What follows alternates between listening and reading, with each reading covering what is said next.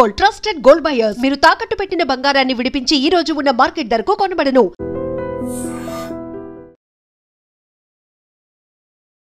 నమస్కారం, welcome to I dream. ధర్మ మార్గం విత్ విజిత కార్యక్రమానికి స్వాగతం.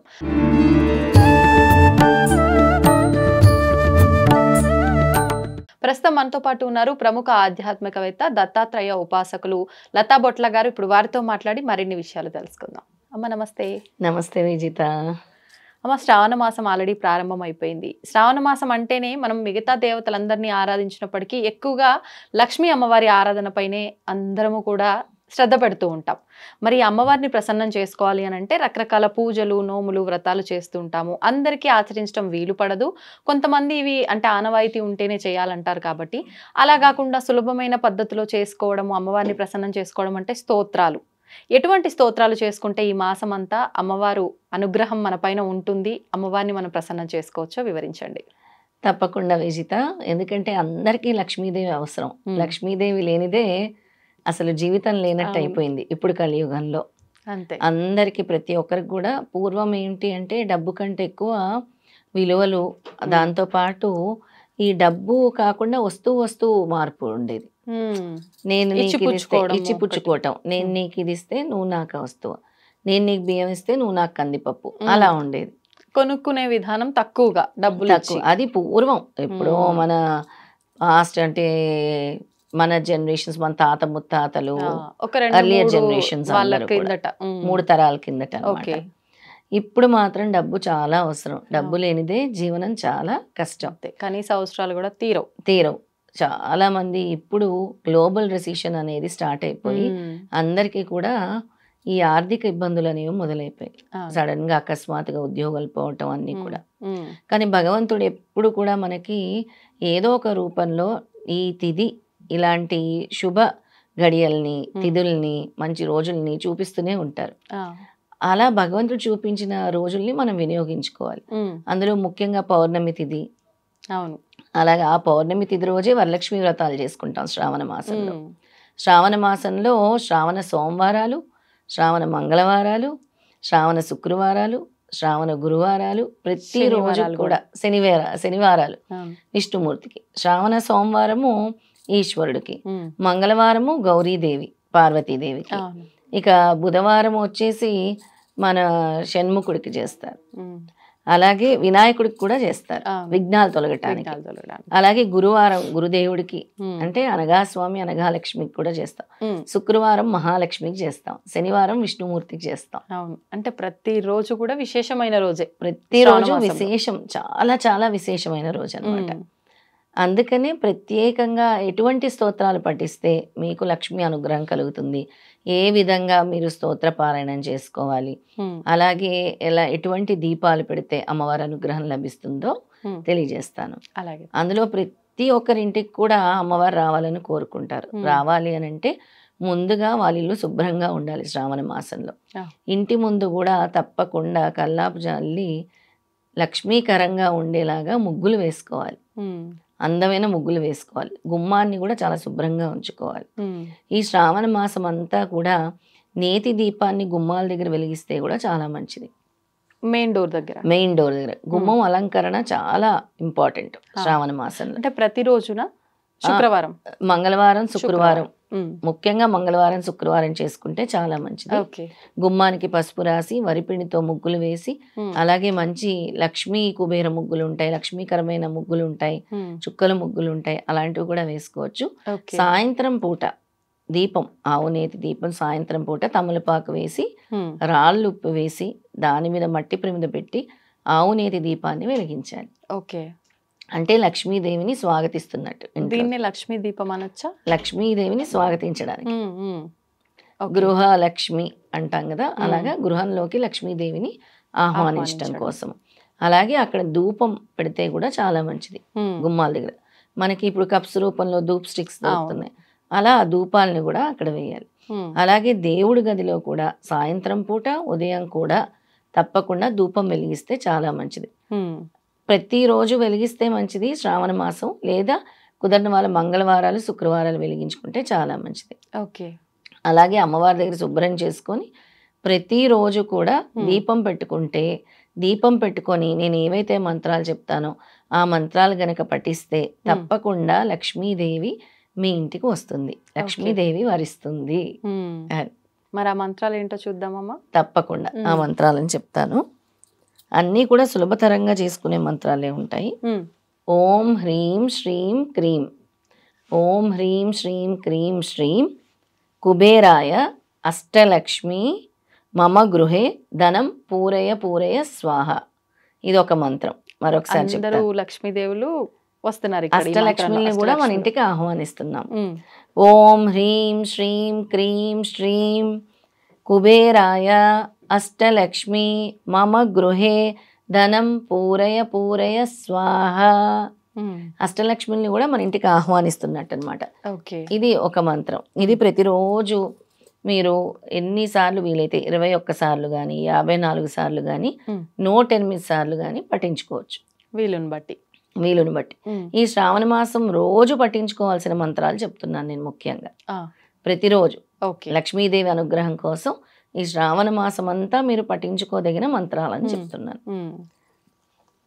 ఇంకో మంత్రం ఉంది, అది దారిద్ర్యం నశించి ధనం కలగటానికి అనమాట. మనకి చాలా మంది దారిద్ర బాధలు అనుభవిస్తూ ఉంటారు.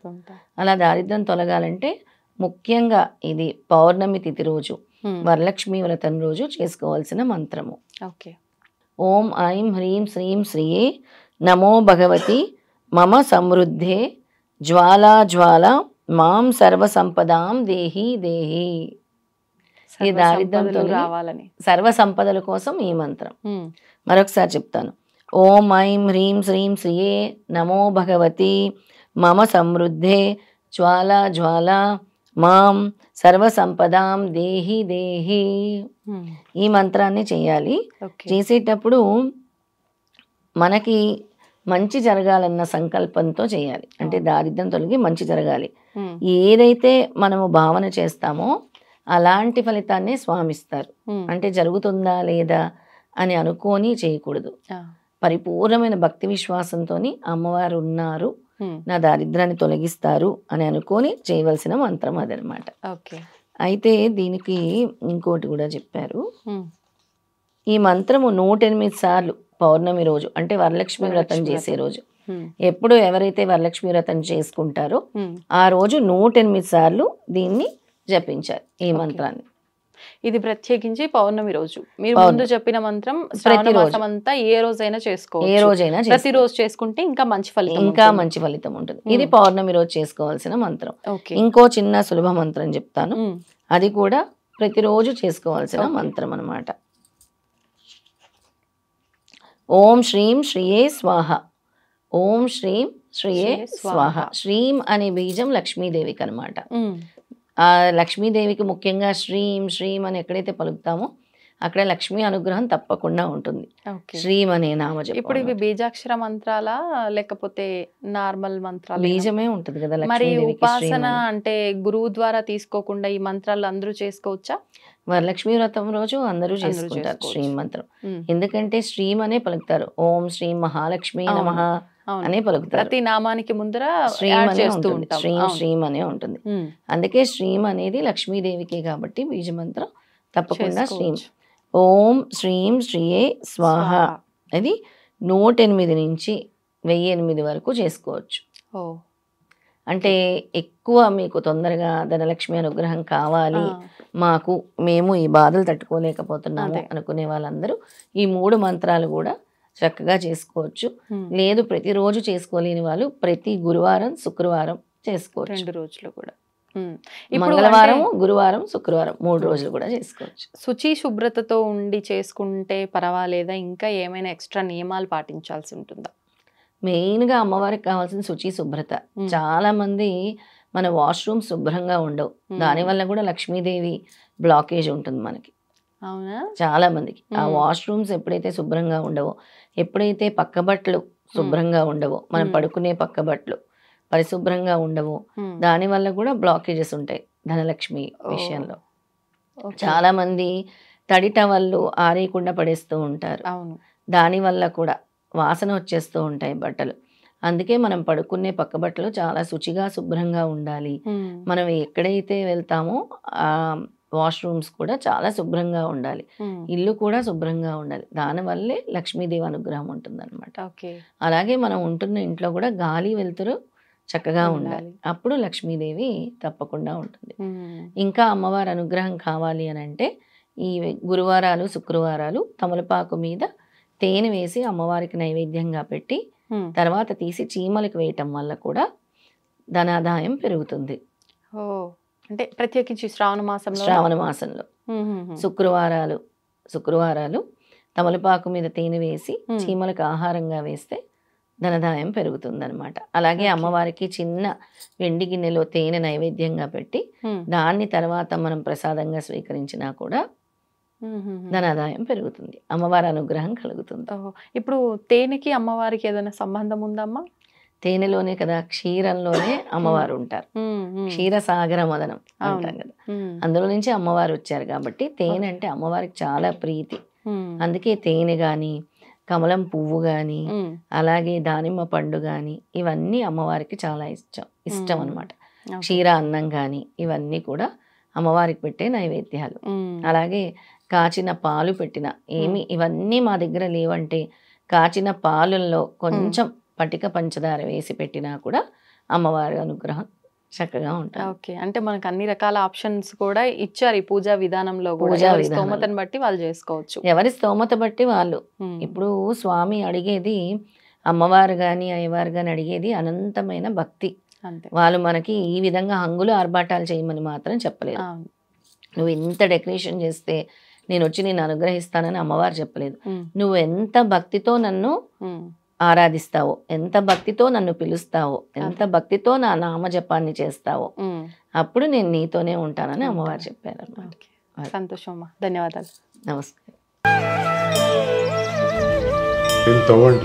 తవ్వుతున్న శివలింగం సరే దాన్ని అట్లా కప్పేసేయండి, చూపించదండి.